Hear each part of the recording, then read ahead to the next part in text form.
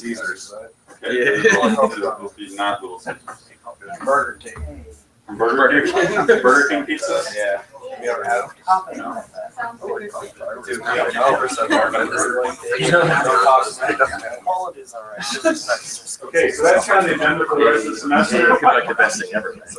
Other things, business cards are on their way. Again, if you haven't ordered them, talk to Heidi and you should get some stuff ordered through them. UAT YouTube channel. I'm still missing a few images from teams. I forget exactly which ones. I'll have to double check. But if you haven't sent me a thumbnail image for YouTube channel, do that.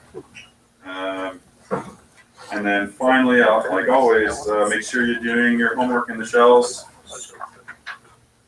Disclaimer. And that's it. So yeah. So what's that? Everybody gets all quiet. Right. Okay, so that's it. So let's do the build reviews, and then we'll have a regular day-to-day. You were going to start then? Might as well. Yeah. Any questions? Guess I'll know what you're doing. Fabulous. All right. I'm Ben Pope. I'm the lead on Weird. And this week, we added in some new things that I want to show the. So one of them is the quest system in the town level, and also what we're trying to do is move you to where you're actually going to start, which is the farm area. So we want to start there and then go from there on to the rest of the levels. So some of them that we're going to have is the barn loft. Yeah. Okay. Good. So what we want to do is start you where you're actually going to start. Normally, you will be starting inside the farmhouse internal level, which we're actually working on right now. It's coming along really well. So we'll have that beginning, but right now you're going to start at the farm, right? And then you go from there onto the other areas. So that way, because I mean, starting at the town doesn't really make any sense, and I know it's kind of weird you being thrown in the middle of it. We did that right off the bat because that level took a lot more, content. I mean, there's a lot of things going on there. The car is still traffic jam, so that's an issue we'll get to one of these days. But the farm area, we should have the internal level coming along pretty soon here. You guys can see it. I think it's really well done. It's actually going to be a totally different type of mechanic in the inside levels.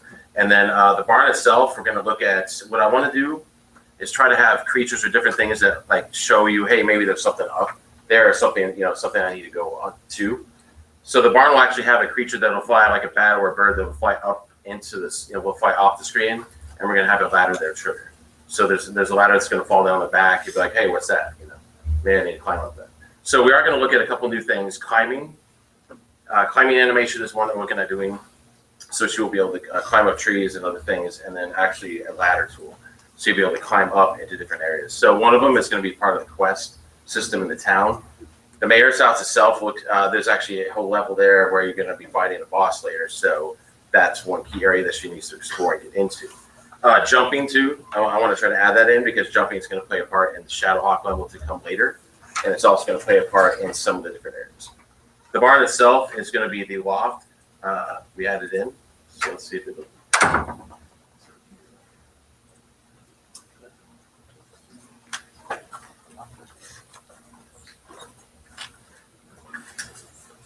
We should have the new pause menu in finally too, which is nice.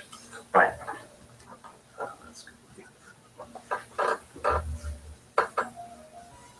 So, you want to do that? Show the quest system. Yeah. Okay. So the first thing we're going to show, Dave's going to show the quest system, and then actually, if you want to do the farm.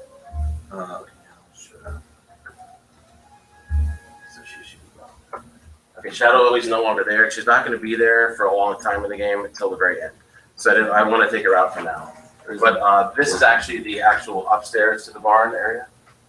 So we're actually going to have one of the things that I want to have there is collision and different things. So we have to jump across to get to it. So you see those boards there, you're going to actually have a jumping animation, and that's going to play a part later in the game. So one of the things with game design, right, is you always want to allude to different things, different gameplay mechanics that they will have to use later. So that way they're like, oh, I know how to jump, or I know how to climb to get things. That way later they're like, hey, I can use that. So one of the things we're going to show some of the questions. So the quests are triggered by like cutscenes and stuff, but we don't have any of that stuff. So basically there were some invisible trigger boxes that you walked over. They gave you some quests. It's like a bare bones thing, but basically it gives you an objective, full thing. So you talk to this guy, and what? Hold on. It should work. I tested like 5 seconds. That's weird. No. Game engines do this all the time. And just, No. Uh-oh.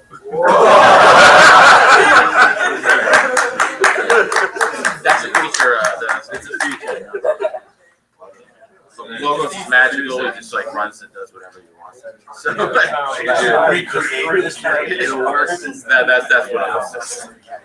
We'll have it like as a Where are your bug testers? They I are. tested it this morning. It worked. I made the build. I tested it out. It worked just fine. There it is. So boom, says some stuff. So we're gonna have chat. Talk to each So we're other. looking for there. You know, it's kind of awkward. You're standing on top of them. It's a little Where weird. is Sunday Wednesday?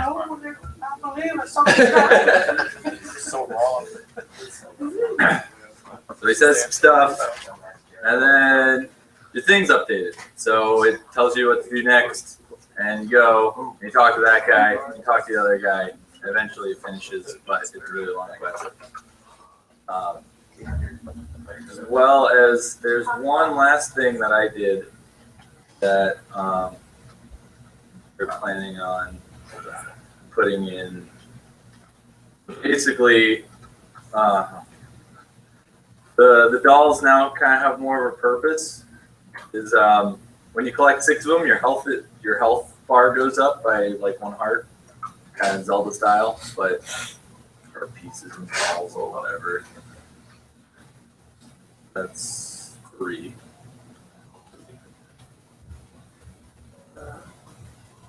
Because the actual items are going to play a part. So part of them, the special collectibles are actually going to play a part in unlocking extra things. So it's going to pop up in the attic scene. So you're going to have different items that are represented there. Then you're also going to have the dolls that represent your health, and they also unlock extra more story.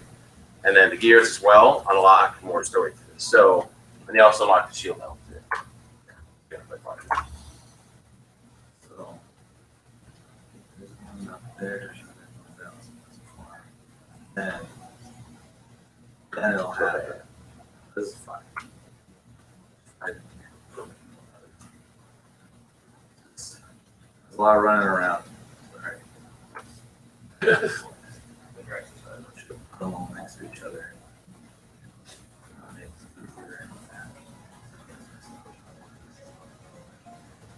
Ooh, I saw it. Okay, so the other thing, it was that. Yeah, okay. The other thing I want to show for the levels. So the other thing that I want to show, it's actually one of the things we're trying to figure out. Okay, how can we make the world interactable and more alive and more, hey, I'm not just walking around things, but I can actually see things and click on things and it'll talk. So one of the things that I wanted to do here, it's kind of like an old idea from games when I grew up, the point click, like the old King's Quest games. When you click on things, they always have something to say. So what I wanted to do is actually, you should be able to click on these.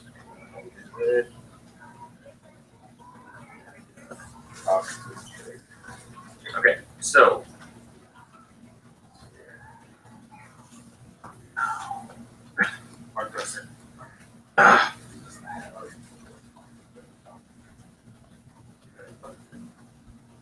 No.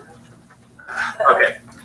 It was working yesterday, as we all know how that works. But okay, so one of the things that's going to happen is you'll be able to click. I threw all these different chats on different items in the thing. So like the conversation boxes that pop up when you do the quest, it's actually going to have a pop up on when you interact with items, so you can go around and click E on things, and then Lily will say something about it, and the logos will say something about it. Be like, hey, that's really cool. I should go, climb the more trees. Oh wait, there's so many more trees. So like I've actually put them on all the trees for right now. I'm going to stick them on the buildings and everything else. So that when we go around and look at something, like, oh, why are there so many damn trees around here? Which is actually one of the things that he talks about. So it kind of has like a little funny element to the game, which should be working, but as next week I'll have it in. So I'm actually going to add it to everything. So I want to add it to the church, all the buildings. You'll be able to talk about it. She's going to say something more about it, which adds that little kind of humor to the game, which I want to add in. So it'd be like, who the hell is this mayor guy, and why is he these shrubs around? That kind of stuff. And also, why can't I go in this building? You know what I mean? So that kind of stuff is going to happen. And you know, it's some humor that they used to have in a lot of games in the past, which I think it is. It's pretty awesome. And it's something that actually adds to the game more. Instead of being able to actually touch everything, you can actually have some type of the interactive, you know, effect on that. So, sorry, it's not in there now, but it worked yesterday. But the social media thing is coming along good, and I think we're pushing for like a couple weeks from now, the 4th, do our final submission to the South by Southwest and what idea.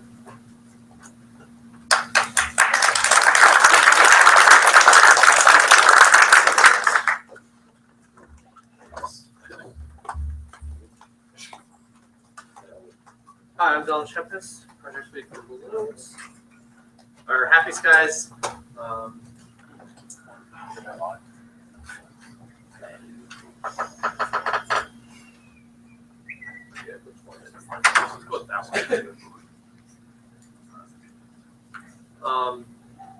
So we had a little bit of a setback this week. Yesterday when we got together as a team and tried to make a good build for IGF, character select broke. So that was kind of our big thing that we're going to show off. So that's broken. So that's what we're going to fix today. But right now you can see the first thing that I'll show off is before you could go super fast, but now we've got that locked. And also you can see the balloons no longer do that weird spinning thing. And something else that we've been needing for a while. Now when you hit the ground with a certain force, you actually take damage. But if you hit it lighter, it just bounces. So then I'll go over and show off. We've got some new assets in, so you can see the Shinto arches in Japan. And today we're gonna spend our time linking up the environment system for that, so that way now they'll actually spawn the ninjas, so they'll jump out and attack you. Oh crap! I'm stuck in a doldrum. We're still trying to figure out what a good art asset for a doldrum would be, because that's just dead air, so it's kind of hard to figure out what to put there for the player. But so here we've got Easter Island with all the island heads. And then not all of the landmarks are placed, but we've got the starting of Hawaii. So we've got some of the beach stuff there, and then you're actually going to be able to come over here into Hawaii proper with the USS Missouri Memorial. And then this is just continuing off into the other islands on Hawaii. So those will be fleshed out by the end of today, and we'll have character select working. So that way you'll be able to select each different character. And the ones that have character powers currently will actually have working character powers. So we'll fix that for today. Thank you.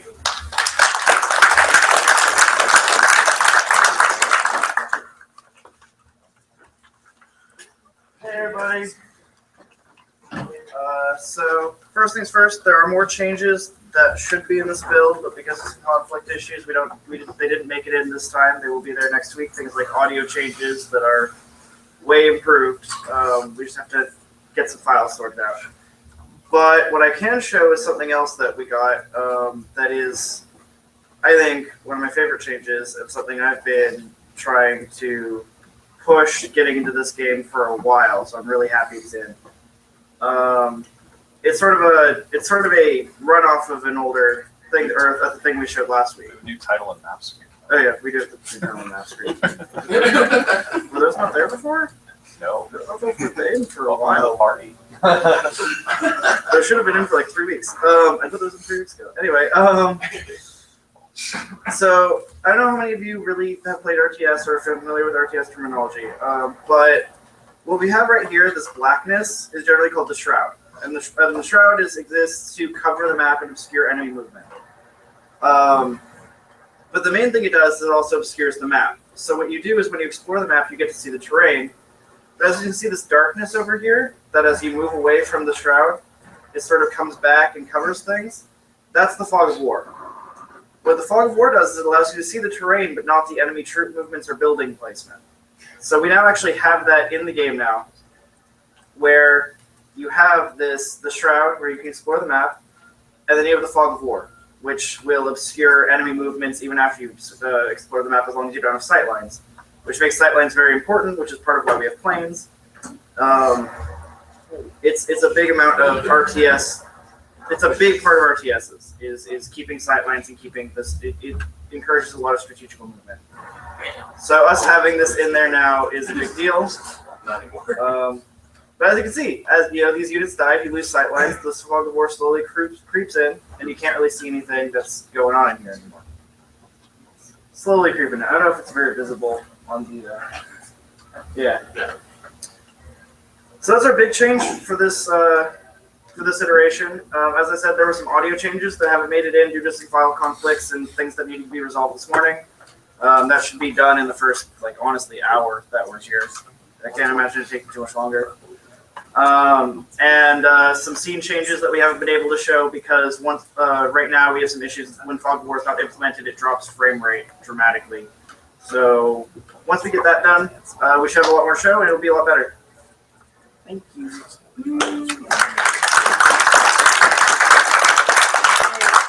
Crimson Knights.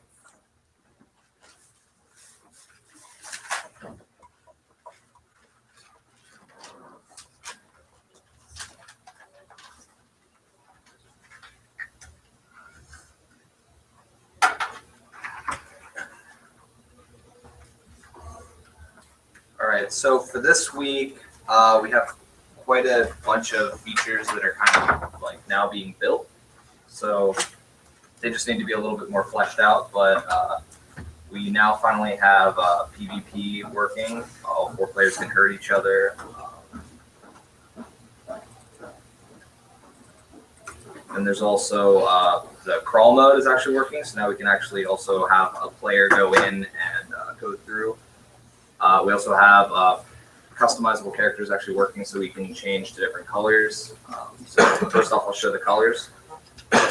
So like blue, purple. So if I'm purple and I load into the scene, it'll be the purple guy with all the purple animations and all that stuff.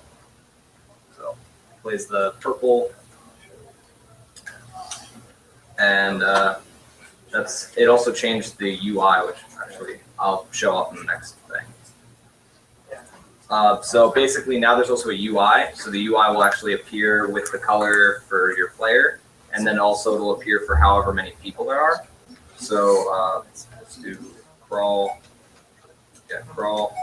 And then since I'm the red character, it'll be the red player 1 up in the top left. It'll have my health. I can move around. It's the crawl environment. We actually have the health system working now, so we actually have health. Currently, the hitboxes cause the damage, so we need to balance that a little bit because your health just drains away. But then also, when you kill all the enemies, you can actually leave the room, and then it'll load up the next actual level, and it would actually increase in difficulty using the same system that we have for survival. So that actually works in this mode. But if I try to go towards the door, I can't actually go through it. And then also, if I actually die, it'll quit me out. So it does that. And then these sort of work, except for they cause 1,000 things to happen. But, yeah, and then it'll jump back to the main menu. But that's something that's going to be fixed.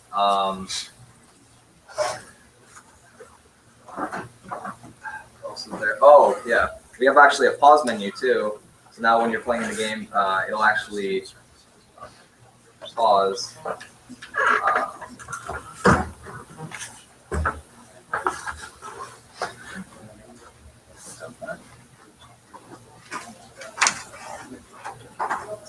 And then, there you go. And then we have except for that.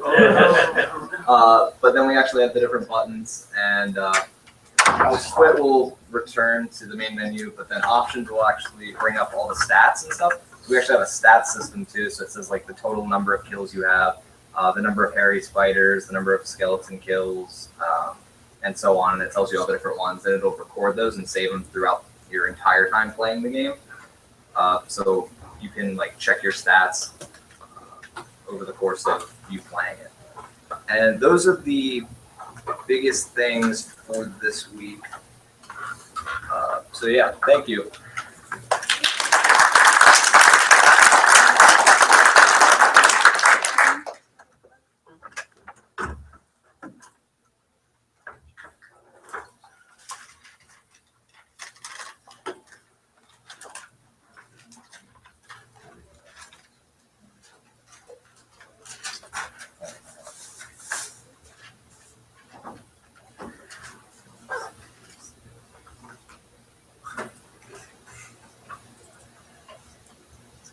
All right. So the main thing that we actually have going this week is actually stealth in the build. So once we actually get into the game, so just for testing purposes, I have two characters here. I have the Ligatero up here and then the Megalo. Each of these enemy units actually has a range of sight on them. So they have a certain angle that they can see out to. Each of them is set out to 90. And they have a certain range on the grid that you actually currently can't see. So it's a 90-degree field of view and then 6 range. So they can see out to round about there. So since they are out of range, you can stealth. And we'll just cycle through his turn. Stealth him as well. And now the enemies have no idea where they are, at least until they move into range.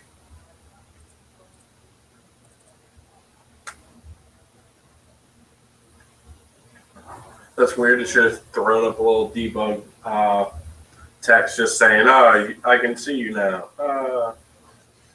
But in any case, yeah, as soon as he came back into range, into their field of view, he came out of stealth, and they were able to attack him again. It's weird. Every time.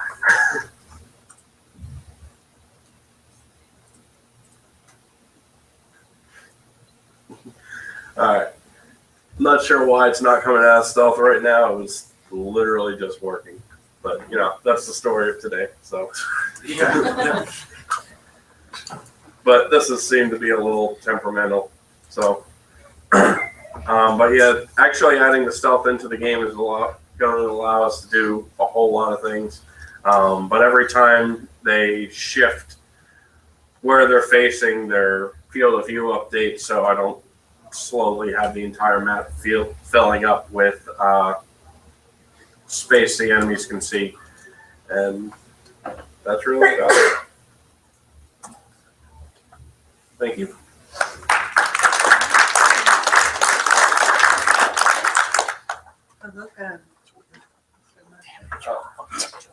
It was I touched a deeper mat. Deeper mat. That's what we go by. Deeper mat.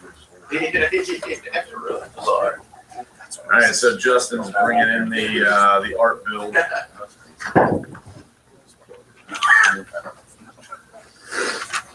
So I'll show you some of the art I've been doing this week. So doing some blending in Unity, blending the textures. We're going to do these crops. This is the cornfield, and then the crops with everyone's favorite parallaxing going on. These are actually tobacco crops. Apparently they did that too. So I have that in there. And then my latest assets as far as the shrubbery and the cactus are 1,000 times better than they were last week as I begin to figure out how to use SpeedTree. Thank goodness for SpeedTree. Holy crap, that program's awesome. Anyway, so there you go. So let's take a look at this one. Assuming you can run it. I'll let Justin run it since this is his stuff. I've done this like 13 times. 13 times? Good. Some people talk, so this might not be it. Phil knew I was assuming that. All right. Okay. Unless it was the deeper map one. Yeah, deeper map, yeah. This is a whole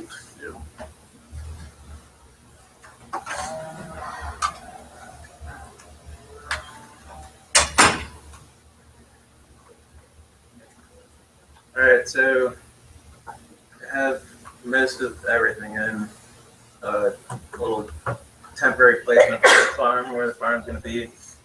I have blends around the map. Buildings have the colors that they're going to have on them. I have these little small villages with feeding terrain. And I got the canals working. For the most part, kind of temporary. That's going to be upgraded this week, probably today. It's a new tool, so it took a little while to figure it out. That's about it then. What was the new tool you used to do that? It's a relief pack.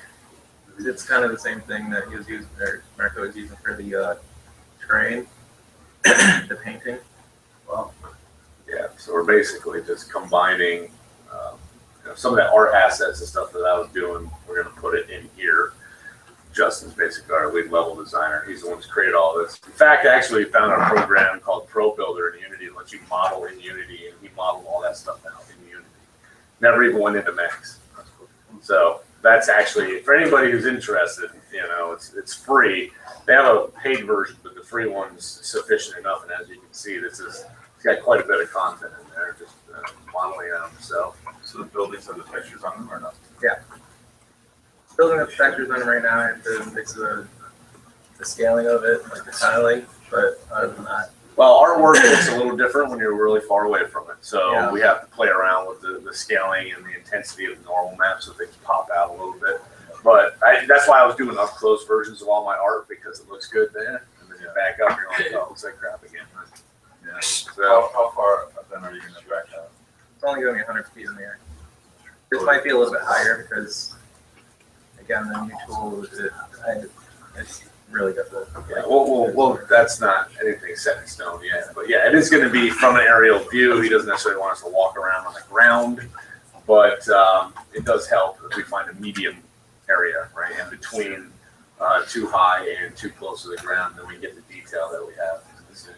But I'm so excited. Everyone else actually was excited too. Thanks, guys. Thanks for. I woke up at 5:30 a.m. built to 20.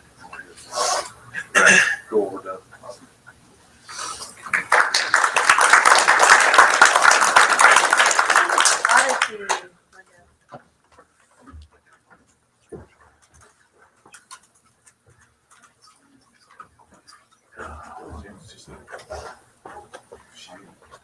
What buildings? Well, because there was like this blood stucco, a lot of detail on them. Is that We get them thinking of going to change some textures to the more dark. Blotches on it. Yeah. Possibly Maddie. Yeah.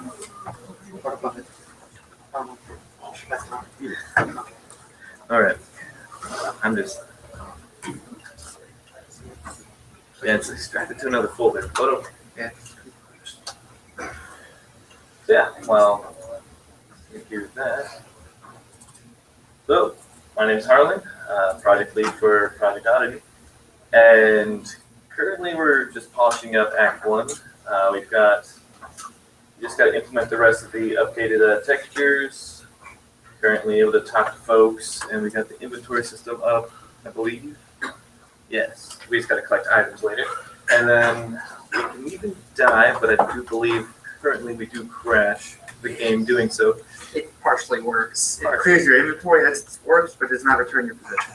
Right, so you just destroy everything. But yeah, you can talk to people. I got placeholders art for the different cinematics you might see, instead of just having one guy and a bunch of empty space. So yeah, try to make it more in depth, see how it looks in the game before we polish that. The dialogue system's coming along, which is a lot of making it flow together. Currently, we do have another bug where if you talk to one of our characters, there's no way to stop talking to them, so you're stuck there forever. But yeah, we just got to work on that. Next, practicing with different animations and scaling is important with this game, so we're always making sure we test it. But yeah, right now we're really just polishing everything, making sure everything fits well and looks good in scene. Problem with everything being 2D in a 3D world is if you try to make a decal object in a 3D perspective, it doesn't look good if you don't draw into where the camera is. So we're always testing that and making sure it looks good. So yeah, that's pretty much what we have here. Did I miss anything? As I just showed, we had a placeholder item currently in place, and as you saw, I clicked the item and it went straight into the inventory. And you can open and close the inventory with a single press of the button for right now. Excellent. And though the returning to the position does not work, you technically die, your inventory is wiped of all the items. And normally it would cause the item to respawn upon the point, but right now it has current issues, so we'll look into that. And that'd probably be the first thing we take care of today, very easily. And the talking to Mr. Snake here should be also fixed. Yeah.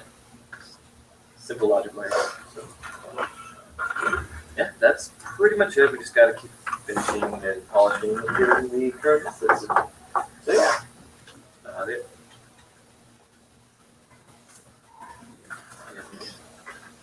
Questions? Yeah, that's it. We just got to answer.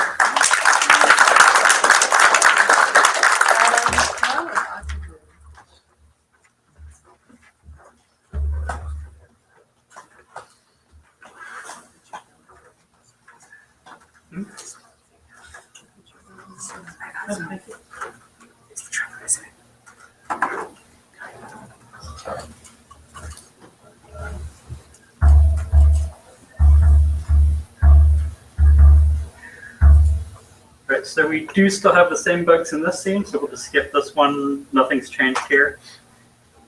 We are talking about paring the game down to a single scene for the end of the semester.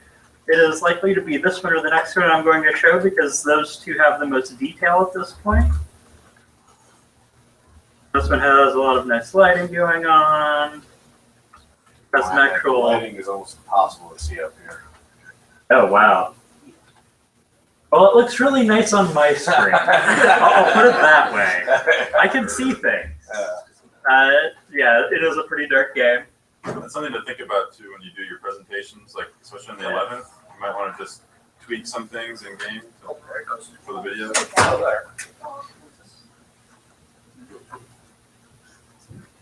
It's still really dark compared to what I can see.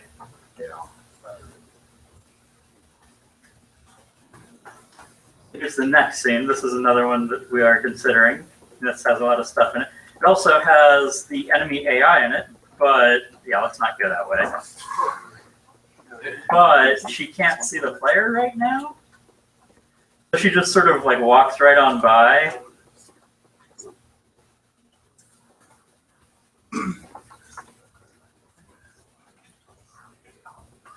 Just jump this way. And I fell somewhere where I can't do anything now. Next level. Help, but falling, I can't get out. This one is unchanged. And we have an online student that's been working on this level. Oh wow. Go ahead. But it has a different character controller right now, which we need to fix. Because it's not using the same one as all the other levels. Apparently that desk has no collision. And I think there's a room over here. And there's a bunch of stuff in it. And yeah, that's what we got for this week. So I'm just going to jump out here now. Because why not?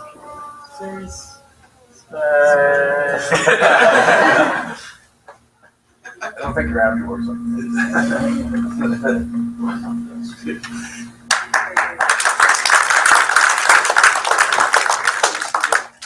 Alright, that concludes build reviews for today. And do you have anything else before you break? Go make games.